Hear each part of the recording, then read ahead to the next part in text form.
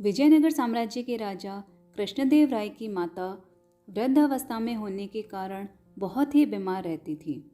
महाराज कृष्णदेव राय अपनी मां को बीमार देखकर उदास रहते थे। अगले दिन उनकी मां ने खाना पीना भी छोड़ दिया। जब उनको पता चला कि अब उनकी उम्र ज़्यादा नहीं है, तब उन्होंने अपने पुत्र कृष्णदेव राय को अपने पास बुलाया और कहा, बेटा, मेरी इच्छा है कि मैं मरने से पहले सभी ब्राह्मणों को आम दान दूं। इतना कहने के बाद उनकी सांसें रुक गई और इसी के साथ उनका स्वर्गवास हो गया। महाराज बहुत दुखी हुए क्योंकि वह अपनी मां की अंतिम इच्छा भी पूरी ना कर सके। महाराज ने 2 दिन तक कुछ भी नहीं खाया और हमेशा चिंता में ही रहते।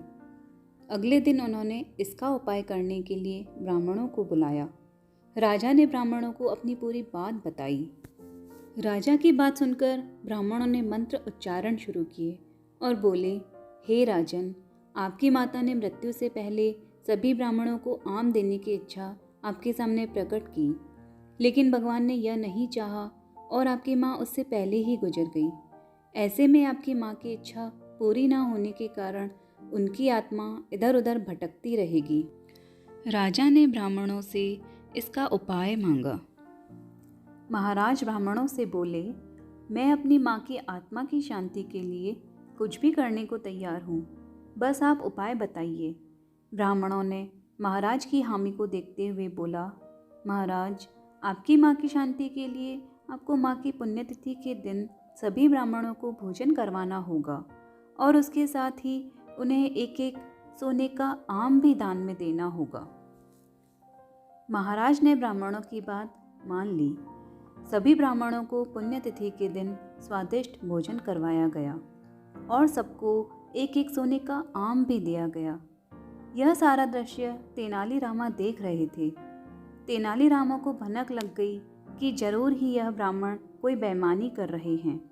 तेनालीरामा ने उस वक्त चुप रहना ही ठीक समझा, लेकिन उन्होंने ठान ली कि इन ब्राह्मणों को सबक जरूर सिखाऊंगा।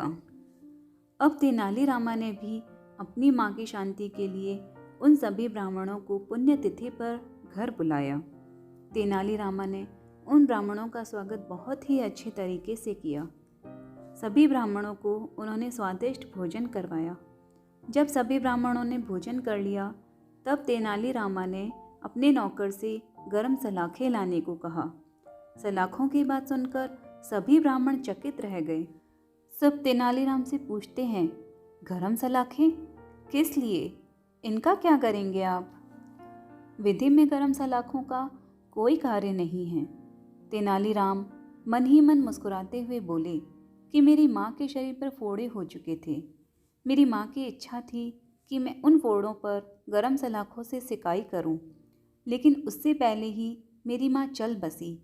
यही उनकी आखिरी इच्छा थी, तो मैं अब आपको गरम सलाखों से दागूंगा, जिससे मेरी माँ का दर्द कम हो और उनकी आत्मा को शांति मिल जाए।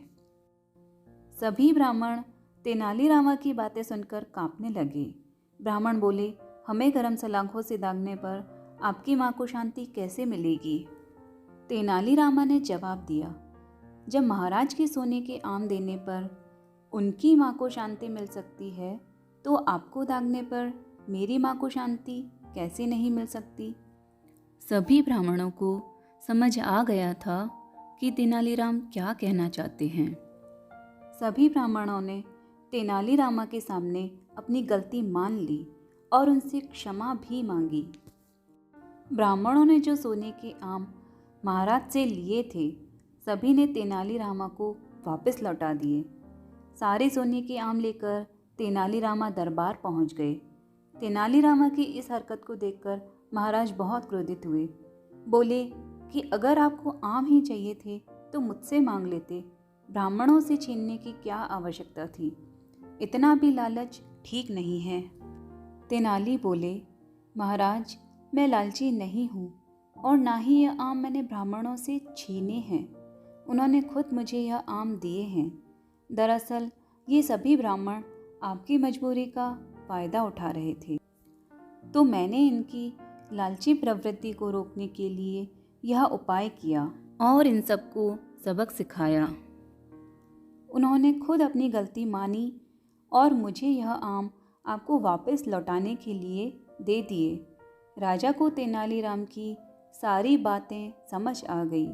उन्होंने सभी ब्राह्मणों को राज दरबार में बुलाया और ऐसा काम फिर से ना करने की सलाह दी।